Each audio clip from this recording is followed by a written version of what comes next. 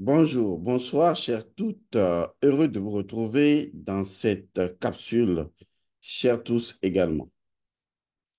Aujourd'hui, je vais au regard du fait que je reçois beaucoup de personnes en consultation, je vais au regard du fait que je suis un conseiller pour beaucoup de personnes, je vais au regard que je suis, disons, une personne centrale à beaucoup d'échanges, à beaucoup de sollicitations. Je vais aujourd'hui parler avec vous franchement, et je dis bien franchement, pour vous éviter ce que je vais appeler la naïveté spirituelle. Arrêtez d'être naïf. Arrêtez simplement d'être des imbéciles et des naïfs. Je vais vous parler et je vais vous dire de quoi il est question et j'espère que vous allez l'intégrer définitivement, durablement, de façon pérenne, éternellement, si vous le souhaitez, dans votre conscience. Et vous n'imaginez pas jusqu'à quel point cela va vous transformer la vie. Allons-y.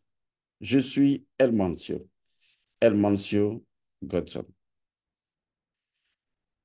Beaucoup de personnes viennent à moi et lorsque je les reçois en consultation, je ressens, disons, de l'inquiétude, généralement de l'amertume ou du dégoût ou même de la colère face à un phénomène simple. Les gens ou les personnes que je rencontre en majorité, pas toutes les personnes, il y en a qui se posent encore la question de savoir pourquoi des gens, même au sein de leur famille et en dehors de leur famille, pourquoi des gens veulent ou pourquoi des gens leur font mystiquement du mal. Je précise bien mystiquement. En résumé, il y a encore des gens qui sont surpris, qui sont vraiment surpris ou qui semblent l'être. Ce sont des personnes qui se disent pourquoi quelqu'un va chercher à nuire mystiquement à son prochain. Je ne parle pas de physiquement, parce que physiquement, je laisse ça aux autorités, à ceux qui administrent les pays et à la sécurité que vous pourriez prendre vous-même autour de vous. Mais je parle mystiquement. Pourquoi des personnes utilisent des forces occultes maléfiques pour faire du mal à d'autres personnes? Pourquoi les gens utilisent la sorcellerie pour nuire à leurs prochains? Il y a encore des personnes, aujourd'hui, en entrant dans l'ère du Verseau, il y a encore des personnes qui se posent cette question et qui s'étonnent que de telles choses existent. C'est pourquoi je vais vous aider à comprendre définitivement comment les choses fonctionnent. Cela pourrait vous plaire ou vous déplaire, peu importe. Vous en tirerez ce que vous voudriez et vous en ferez ce qui vous chante. Retenez ceci définitivement pour de bon, pour que vous ne deveniez pas peut-être à nouveau naïf, pour qu'on ne vous dupe pas. Gardez ceci à l'esprit. Il y a des gens sur notre planète Terre dont, est-ce que je vais appeler ça vocation, désir ou instinct, ou même maladie, mais dont la nature consiste essentiellement à faire du mal aux gens. Et quand je le dis, j'en parle sur le plan spirituel, sur le plan mystique. La spiritualité africaine reconnaît cet état de fait. Et c'est pourquoi des dispositions sont d'ores et déjà prises pour que les personnes sachent dès le départ que les forces maléfiques existent et qu'il y a des gens à la solde des forces maléfiques dont la vocation, l'instinct, la maladie est de nuire à leur prochain. Ne cherchez pas à les raisonner. Ne cherchez pas à vous demander pourquoi. Ne cherchez pas à pleurnicher comme des gamins ou des gamines et à les supplier pour avoir leur clémence ou leur miséricorde, des choses qui échappent complètement à leur nature maléfique. Il faut que vous vous réveilliez au fait qu'il y a des gens foncièrement mauvais, fondamentalement méchants, dont la nature est justement simplement de faire du mauvais. Il faut que ça intègre votre conscience. Je comprends que vous puissiez dire, mais pourquoi les gens sont comme ça? Pourquoi les gens veulent du mal aux autres mystiquement? Ils font des trucs maléfiques, ils sautent la nuit, ils utilisent la sorcellerie, la magie noire, ils utilisent certains rituels vaudous et autres pour nuire. Pourquoi les gens, si vous êtes encore à ce stade, à vous poser la question de pourquoi les gens font ça, pourquoi ils ne sont pas comme tout le monde, pourquoi est-ce qu'on ne pourrait pas les supplier, ou est-ce qu'on ne pourrait pas, si vous êtes encore à ce niveau, je vous en prie, vous êtes fort naïf et grossièrement, excusez-moi le thème, ce n'est pas une insulte, grossièrement imbécile. C'est pourquoi je voudrais utiliser des mots forts pour vous recadrer, pour que vous arrêtiez de pleurnicher comme des gamins à espérer qu'il n'existe pas dans le monde des gens mauvais, spirituellement parlant. Je précise, mystiquement, spirituellement parlant. Un homme ou une femme, mais un homme avec grand H, c'est une personne spirituellement sensée. C'est-à-dire une personne qui sait, parce que c'est ça, le savoir, et surtout qui connaît. Et la connaissance, c'est une personne qui sait et qui connaît, que ce soit au sein de la famille, en dehors de la famille et dans le monde, il existe des gouvernements occultes maléfiques dont l'objectif est l'utilisation de la magie noire, de la sorcellerie maléfique pour pouvoir nuire à des individus. Il faut l'admettre. C'est un fait, c'est une évidence, c'est quelque chose qui existe dans notre nature, dans la nature dans laquelle nous nous trouvons. Et point n'est besoin de s'en étonner. Ce que je vais vous dire encore en sus, c'est que les gens, et ça pourrait vous blesser, mais n'en soyez pas blessés, les gens sont libres. Et je vais le dire encore une fois. Les gens sont totalement spirituellement libres. Les gens sont librement libres de vous nuire spirituellement. Oui, je sais que c'est malentendant. Je sais que cela ne va pas vous plaire.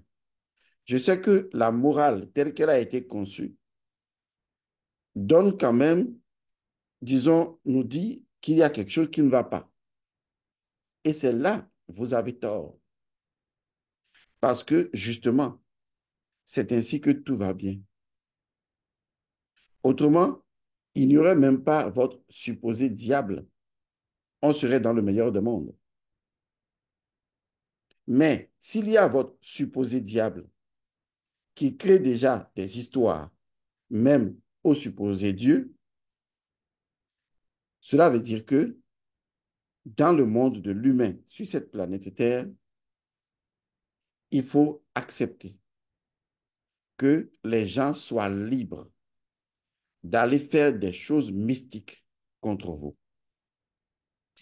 Je reconnais que cela pourrait ne pas vous plaire ce que je dis, mais c'est un fait. Vous ne pouvez pas surveiller quelqu'un qui décide d'aller chez un Hunon, d'aller chez un sorcier, d'aller chez un magicien noir avec votre photo avec votre nom et prénom et de vous nuire. Vous ne pouvez pas faire cette surveillance-là. Ce n'est pas, excusez-moi, ce n'est pas quelque chose que vous pourriez surveiller. Ce n'est pas quelque chose que vous pourriez contrôler. Ce n'est pas quelque chose que vous pourriez vous réveiller un matin pour dire, non, arrêtez-moi cela, vivons en paix dans le monde. Ça ne marche pas comme ça. Il faut que votre conscience accepte ça. Parce que j'ai remarqué que beaucoup de gens qui viennent en consultation, il y en a même qui pleurent, qui me disent, comment est-ce qu'on peut faire ça alors qu'on est de la même famille? On est de... Arrêtez ça. S'il vous plaît, arrêtez ça. Ce qui est normal, c'est de reconnaître que des gens sont libres. Il faut que ça rentre dans votre conscience, dans votre cœur aussi. Les gens sont libres d'aller chez n'importe quel sorcier pour essayer de vous nuire. Les gens sont libres d'aller chez un sorcier pour me nuire. C'est leur droit, c'est leur liberté.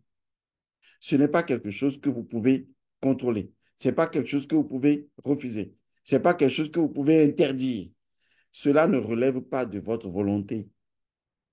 Quand une personne de votre famille, quand une personne de votre société, quand une personne de votre entourage, quand votre meilleur ami décide d'aller vous nuire en utilisant la magie noire, parce que cette personne est jalouse, parce que cette personne vous en veut, parce que cette personne, enfin, a ses raisons les plus extravagantes possibles, les plus abracadantesques possibles, on ne va pas rentrer dans ces détails. Sachez que cette personne est libre. Il faut vous dire ça. Les gens sont libres d'aller chez des sorciers pour tenter de vous faire du mal. Ils sont libres. Mon message peut vous déplaire, mais c'est un fait. Prouvez-moi que vous pouvez les en empêcher. Prouvez-moi que vous pouvez aller leur dire, sois gentil, ne va pas faire ça. Prouvez-moi que vous pouvez faire ça. Vous ne pouvez rien faire. C'est des choses auxquelles vous devriez être préparé psychologiquement. Ce sont des choses auxquelles vous devez être préparé spirituellement. C'est ainsi qu'on devient un homme. C'est ainsi qu'on devient une femme. Nous n'avons plus de véritables hommes aujourd'hui. On n'a que des hommes qui viennent chialer à longueur de journée. Oui, la sorcellerie, on m'attaque, on me fait ceci, on me fait ça. Ce ne sont pas des hommes. Je ne sais pas comment les nommer. Parce que dans la spiritualité ancestrale africaine, un homme, un homme avec H minuscule, un homme avec le sexe masculin, je vais dire d'abord, un homme, c'est celui qui a d'abord le pouvoir du verbe. C'est celui qui connaît des incantations. C'est celui qui connaît des invocations. C'est celui qui connaît des évocations. C'est celui qui peut appeler l'invisible. Celui qui peut faire mouvoir des forces. C'est ça qu'on appelle un homme. Il n'y a pas d'homme, hein. Et je vais faire rire un peu. Il n'y a que des omelettes. Mais il n'y a pas d'hommes. Les hommes que vous avez aujourd'hui, ils sont en train de quémander la protection. Ils sont en train de pleurnicher qu'on vienne les sauver. Et même qu'on vienne sauver leur famille parce que depuis le bas âge, depuis l'éducation, on ne leur a pas appris à être des hommes. On leur a expliqué simplement, oui, tu grandis, quand tu as tes envies, tu regardes la femelle et puis tu sautes dessus, tu produis des enfants et vous allez vivre tranquille. S'il y a des problèmes, allez voir le pasteur, allez voir le prêtre, allez voir. C'est comme ça qu'on a produit des omelettes entre griffes, des hommes qui ne sont pas virils. On a produit des hommes qui ne sont pas spirituellement virils, qui ne produisent rien spirituellement. Ce ne sont pas des hommes, ce sont des demi-hommes. C'est ce que la plupart de vous, vous êtes. C'est ce que la plupart de vos maris sont. Excusez-moi d'être franc, c'est un fait. On ne se plaint pas du fait que l'autre soit fort spirituellement. Il faut plutôt se poser la question de savoir jusqu'à quel point j'ai pu être où je suis faible. On ne se demande pas comment est-ce que l'autre fait pour pouvoir m'attaquer spirituellement. Non, il faut se demander comment j'ai pu manquer ce pan de ma vie, l'occasion de m'enrichir spirituellement et de détenir des connaissances et des pouvoirs. Mais non, les omelettes d'aujourd'hui qui se marient à, et je viendrai aux femmes, non, leur rôle c'est pourquoi les gens sont mauvais, pourquoi les gens sont ceci. Gna, gna, gna, gna, gna, gna, gna, gna, gna, gna. Mais c'est eux qui bandent. Mais gna, gna, gna, gna, gna, gna, gna. Au secours, venez nous sauver. Mais ils n'ont pas pris le temps de construire leur spiritualité, leur identité spirituelle. Ils n'ont pas pris le temps de construire leur pouvoir intérieur, leur force, ce qui ferait d'eux des virils, des hommes. Voilà ce qu'on appelle un homme. C'est celui qui a une dimension mystique auto-révélée. C'est celui qui s'est réveillé à sa dimension spirituelle. C'est celui qui sait qu'il y a deux mondes, qu'il y a le monde visible, mais également qu'il y a le monde invisible et qu'il est à la frontière des deux mondes et qu'il peut appeler les forces invisibles comme il peut appeler les forces visibles. C'est celui-là qui a le Bessa. C'est celui-là qui sait prononcer des invocations, des évocations, des incantations. C'est celui-là qui a fait la culture de la force spirituelle mystique et qui lui donne la possibilité de protéger sa famille. C'est seulement à ce titre-là qu'on peut lui donner une femme. C'est seulement à ce titre qu'il peut revendiquer le titre d'être un homme dans un foyer. Pas parce qu'il bande, mais parce qu'il a la possibilité d'occuper la position du pouvoir spirituel et de l'exécuter, de l'exercer. Il est ré dans la famille. Alors, la question qui me vient à l'esprit, c'est, homme, qui êtes-vous là maintenant? Faites un peu votre check-in. Faites un peu votre mea culpa. Vous allez vous dire, mais qu'est-ce qu'il a à nous dénigrer comme ça, à nous attaquer comme ça? Je vais vous donner une réponse simple. Je m'en fous. Aussi simple que ça. Et ça va vous déplaire encore. J'espère que ça va suffisamment vous fâcher pour que vous vous réveillez enfin. Si ce n'est que pour m'injurier et que cela vous réveille, c'est largement suffisant pour moi. J'aurai l'effet escompté. Posez-vous la question aujourd'hui, qu'est-ce qui fait de vous vraiment un homme? Est-ce que c'est parce que vous avez l'argent? Est-ce que c'est parce que vous êtes marié à une femme? Est-ce que vous pouvez vous marier? Qu'est-ce qui fait de vous aujourd'hui un homme? Qu'est-ce qui vous fait revendiquer le titre de l'homme dans la famille? De telle sorte que quand votre femme vous voit, elle ne voit aucune spiritualité en vous. Elle ne voit aucune force en vous. Elle ne voit aucune protection, aucune sécurité spirituelle. C'est même peut-être elle qui va commencer à courir pour chercher sa propre sécurité. Ma question, elle est simple. Sur quoi vous basez-vous pour revendiquer que vous êtes un homme? Parce que vous avez ça entre les jambes? Bon, écoutez, je ne suis pas de cet avis, mais ça revient aux gens qui ne font que changer de sexe. Ils sont femmes, ils deviennent hommes. Bon, voilà. Si ce n'est que ça qui fait de vous un homme, ben, voilà. Il faut que vous arrêtiez cette bêtise de ne fonctionner que dans le matérialisme et de ne pas prendre conscience de votre responsabilité spirituelle, de vous prendre en main. Vous devriez avoir honte d'être dépourvu de toute connaissance spirituelle. Et ça devrait déjà être le début de votre recherche de connaissances spirituelles. Mais comme la plupart sont des éhontés, eh bien, ils préfèrent végéter dans cette misère spirituelle et à un moment donné, au secours, au secours, au secours. Si cela pouvait réveiller, tant mieux, mais le coq fait mieux. Coucou, tous les matins, il fait mieux. Au moins là, ça nous réveille. Mais vous, ça ne vous réveille jamais. Ainsi, vous allez donner votre vie à quelqu'un d'autre. Il faut me sauver. faire des sacrifices pour moi. Mais aucun sacrifice d'animaux ne va vous transformer. Aucun sacrifice animal ne vous fera spirituellement évoluer. Donnez-moi un exemple de quelqu'un et les sacrifices d'animaux ont transformé son âme, l'ont fait évoluer et ont fait de lui quelqu'un qui s'est révélé à lui-même dans sa propre substance. Donnez-moi un seul exemple. Arrêtez de sacrifier les animaux. Ça ne marche plus. Ça ne marchera plus. C'est de la bêtise.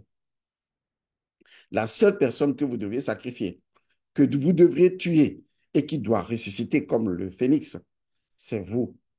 Prenez le chemin de votre propre transformation spirituelle, de votre propre métamorphose spirituelle et arrêtez de chialer comme des gamins et des gamines. Vos enfants se poseront la question, peut-être qu'ils se posent déjà la question, mais ils ne peuvent pas parler à papa parce qu'ils regardent que papa n'a aucune connaissance spirituelle. Et souvent, c'est les enfants eux-mêmes qui courent pour aller chercher les connaissances spirituelles. Et des fois, ils tombent dans des erreurs parce qu'ils n'ont jamais eu de tuteur pour les orienter, comme on orienterait l'igname. Et j'en viens maintenant aux femmes. Oh, les renégates, les femmes d'aujourd'hui. Les femmes Novelas TV. Quelle honte, quelle déception, les femmes d'aujourd'hui. Les femmes d'aujourd'hui ont renoncé à ce qu'elles ont de plus cher au monde, leur féminin sacré. Vous avez renoncé à votre féminin sacré, à la connaissance de votre féminin sacré. Si seulement vous saviez que Osiris ne pouvait pas s'asseoir sur le trône de Geb sans Isis.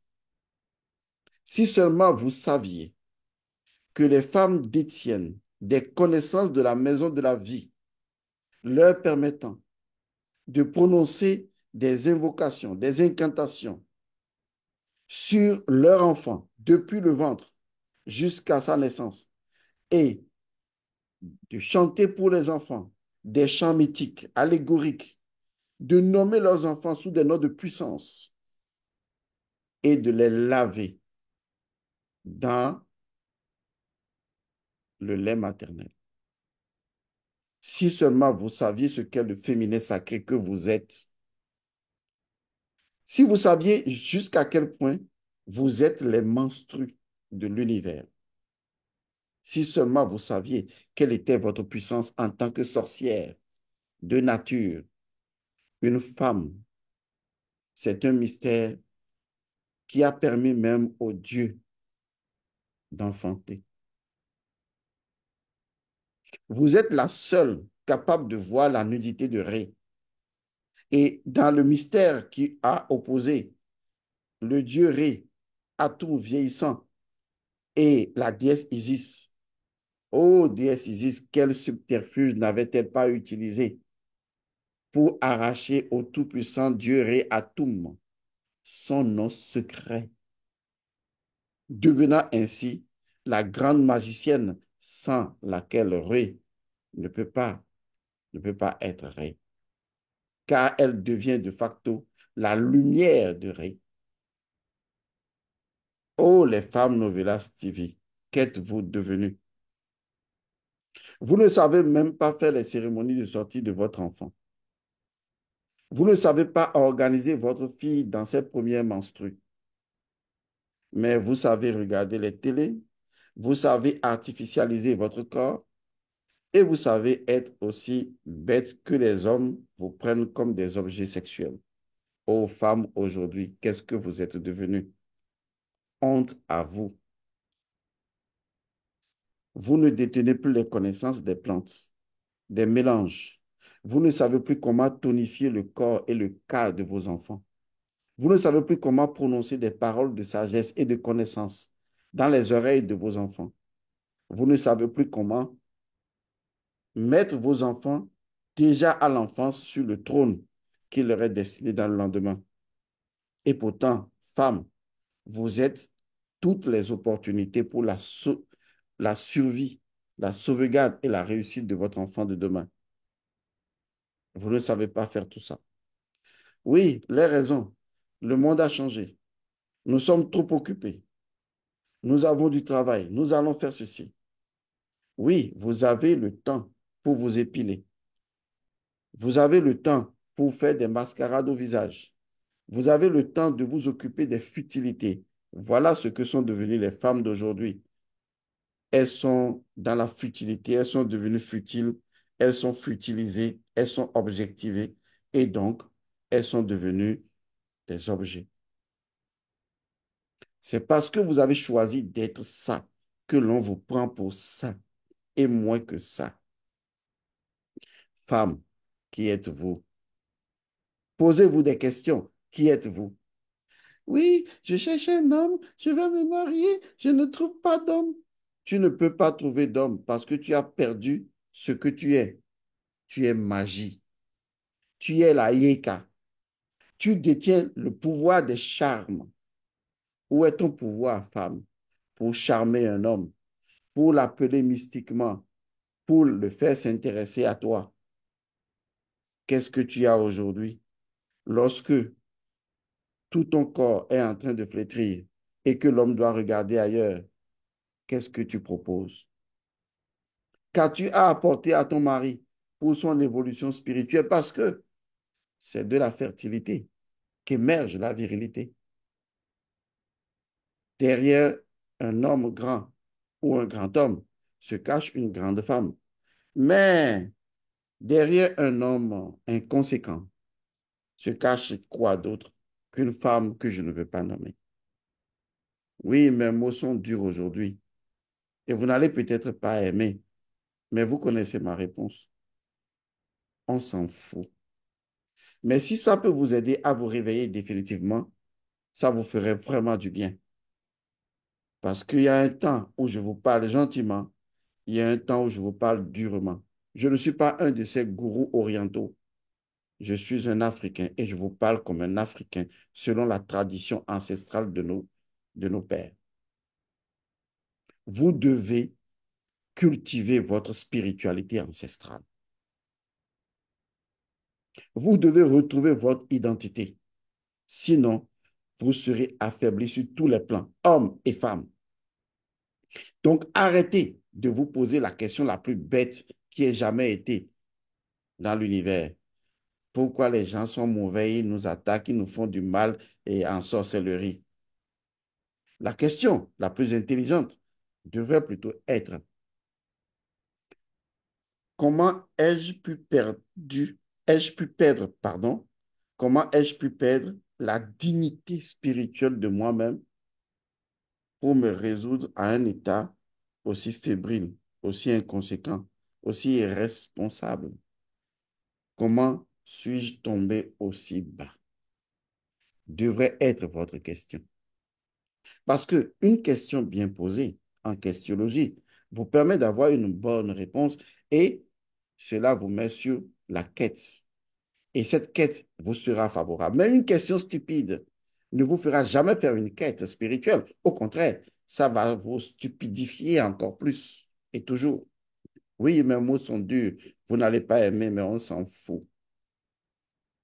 Réveillez-vous. Arrêtez de vous amuser avec votre vie. Parce qu'en fin de compte, la question se posera, qu'est-ce que vous avez fait de votre vie? Qu'est-ce que vous faites maintenant de votre vie? La spiritualité ancestrale est ce qui donne un sens inédit et qui donne une valeur inédite à votre vie.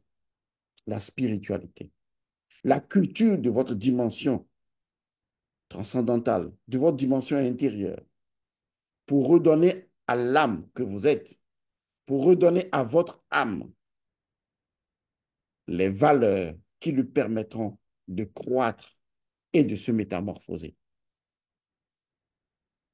Alors, hommes et femmes, vous qui êtes si pressés de vous marier, vous qui êtes si pressés, l'un de bander et l'autre d'être pénétré, vous qui êtes si pressés de produire des enfants, vous qui êtes si pressés de vivre dans le matérialisme et dans la matérialité. Vous qui êtes si pressé de... N'oubliez jamais ceci. Il y a des forces dans la création. Il y en a de bénéfiques, il y en a de maléfiques. Mais vous devez choisir d'être la personne la plus forte, la plus puissante. Et à chaque fois, vous posez la bonne question. Quelle est la prochaine étape pour ma puissance intérieure? Je vous remercie et je vous retrouve dans une prochaine capsule. Paix à vous.